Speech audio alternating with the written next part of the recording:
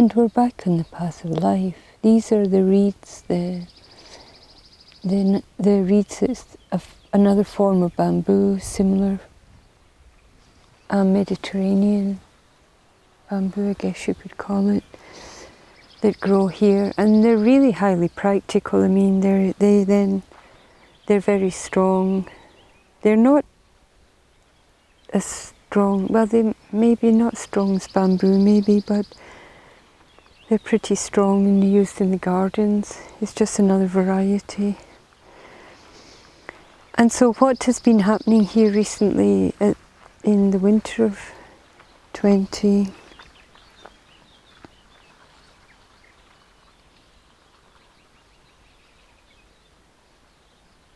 they're talking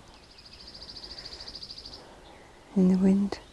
In the winter of 2017 and now towards May 2018, there is what I consider to be a cycle change, and that is that in the ancient times, and maybe perhaps up to 80, 100 years ago, the Iberian Peninsula had a higher water table saturation. It had a more natural, it was cooler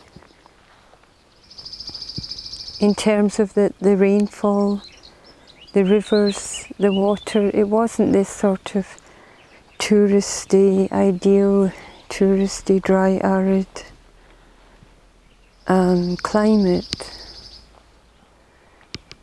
where people can come and they can expect every day no rain, blue skies and temperatures in the 30s centigrade. And I see a return,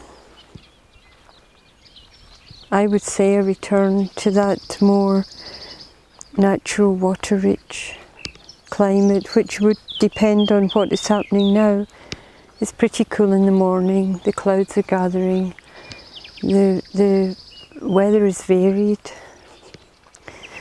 and here, that's the boars. I better be careful here because there are gigantic wild boars that live here, and they navigate between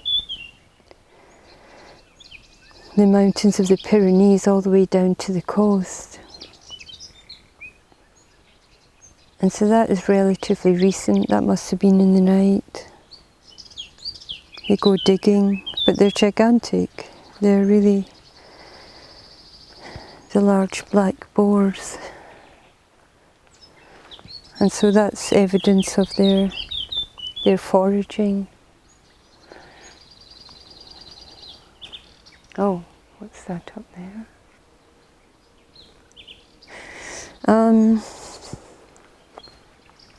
Time distortion, reality. So yes, for sure the Iberian Peninsula is, I would say for sure, returning to a more water-rich climate.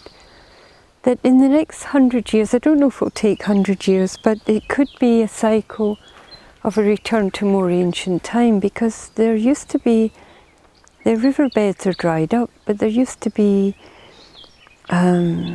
large rivers that who knows could return, where the Iberians navigated and traded. I mean, they traded with ancient Greece, with the Phoenicians, and then the Iberic Celts. And in our world today, those rivers are dry, but if what is happening now becomes the norm, or becomes even more severe, then I guess those dried riverbeds could be maybe one day filled with water. I don't know.